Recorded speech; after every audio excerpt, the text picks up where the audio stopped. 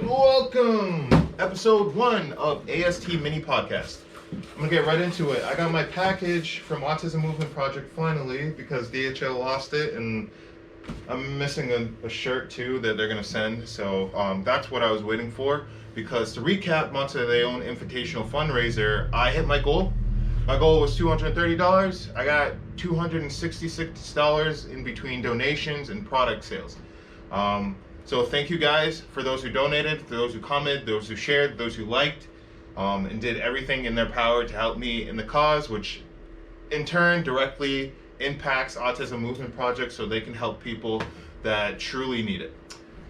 I'm going to be doing it again in January because, I hit my goal, so it was a success. So thank you again. I got to make this a quick video. I said they're going to be 30 seconds to a minute. But this one's going to be a little bit longer because I got a lot of things to cover. So I'm going to be unboxing while I cover those points. So, amazing hat, by the way.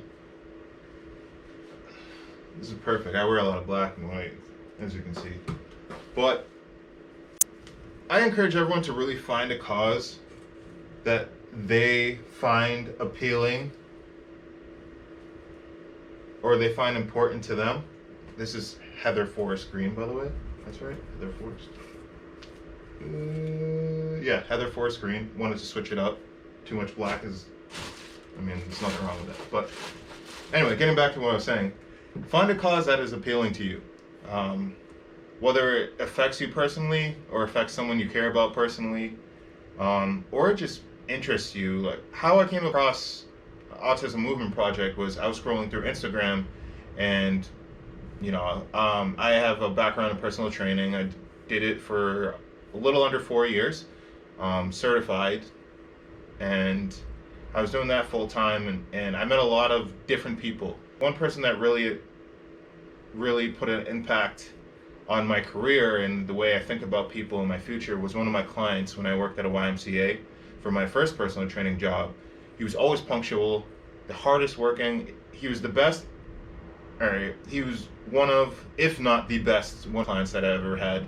I even remember one time he was going to Florida on vacation, and he was devastated. Like he came up to me, I thought something was wrong, something happened, someone may have passed away, and almost in tears, he was telling me, "I'm gonna miss my Friday session. I won't be able to make it. Me and my family are going away." And I'm looking at him like, "Okay, that's great. Like I'll see you when you get back." And he was very bothered how nonchalant and not disappointed I was of the fact that he was going to miss a session, and I really respected that, and I saw his face and I saw the look because he held himself to a standard. And I like how Autism Movement they deem those with Asperger's and those with autism to have behavioral delays. I don't like calling it a mental disability. I don't believe it is. Just the way that some of their minds works, like the savants and the special abilities that they have. I feel that they're all just different, and we're all different. So how does that differentiate us from them? It doesn't. So they're just people, and the reason I'm helping AMP, or Autism Movement Project, I'll refer to them as AMP because it's shorter. But the reason I'm helping them is because I saw what they do. It correlates with why I got into the personal training industry or the fitness industry, was to help people to feel better, whether it's physically, mentally, spiritually, emotionally. That's why I started lifting years back. I got into powerlifting, and it was amazing the transformation that I had in my life. I'm an insomniac. I barely sleep.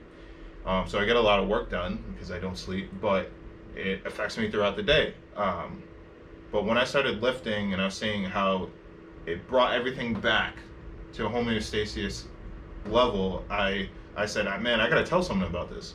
And it's the same reason I'm preaching about Autism Movement Project. Sorry, I was interrupted. Busy. Anyway, where was I? Change only comes at a community level.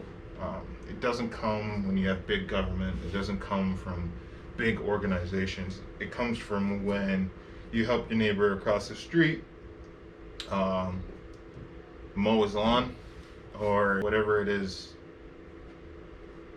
to help your neighbor. And then it's just this waterfall effect of everyone helping everyone else. You got to be the change you want to see in this world. You have to be. Even if it doesn't make a huge difference in the long run, at least one, will make you feel better, but two, you are making a difference directly in your situation, in your environment. So always try to do your part wherever it is necessary, and don't shy away from it. You can just jump right into it and volunteer. Just because it's not popular, it doesn't have to be trending. Make it your own. Just do your part. I'll throw out another quote. The other quote was Gandhi: "Be the change you want to see in the world." This other quote is, "If you don't stand for something, you'll fall for anything." That's Alexander Hamilton. So find your own cause to help. It's all about either donating your time or your money. It doesn't really matter as long as you're donating something to help someone else. For example, I was just scrolling through Instagram. Obviously, you've seen Tap Out Cancer. Amazing organization. That's one of the inspirations that I have for my fundraisers was them. I can't hold my own events because I'm one person. I hope in the future, down the line, I'll be able to hold my own events for Autism Movement Project or other fundraisers that I might have down the line. But anyway, the Savage Jiu-Jitsu, or at the Savage Jiu-Jitsu, if you look him up, he's an amazing fighter. He's been on Fight to Win.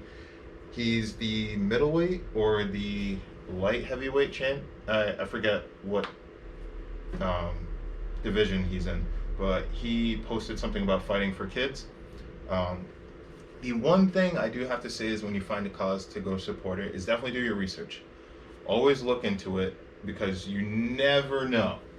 There's some scumbags running around and they're just looking to make a pretty penny. Even though they'll say like, hey, donate to this cause. Well, guess what? It's a 70-30 split in most cases and they're taking 70. We're a little short in the fundraiser, to be honest, and that's why I bought these products. I bought the hat, I bought the sweatshirt, I bought the 2 shirts. One, because I wanted them, and 2, because I wanted to hit my goal, because I think you need to hold to your word. When you say something, you promise something, you should do it. And I'm calling out all those people out there, all you scumbags that are stealing donations from people, to, knock it off. Because it's not the right thing to do. Some people actually need help and some people actually want to help. So just pass along the money, get the hell out of the way, and do it the right way. Alright, that's it for me. I gotta go edit a bunch of stuff, write a bunch of emails, do a bunch of things, and you do too. You gotta get some work done. Alright, so we'll talk to you on episode 2. It's gonna be a lot shorter. Comment, share, comment what you want to see in the next video. Again, I'm going to be supporting local fighters. I'm going to be supporting local business, whether it's in New England or throughout the world. It doesn't matter because eventually I do want to travel to these places and I want to see these places that I'm supporting. That's it for episode 1 of AST Mini Podcast.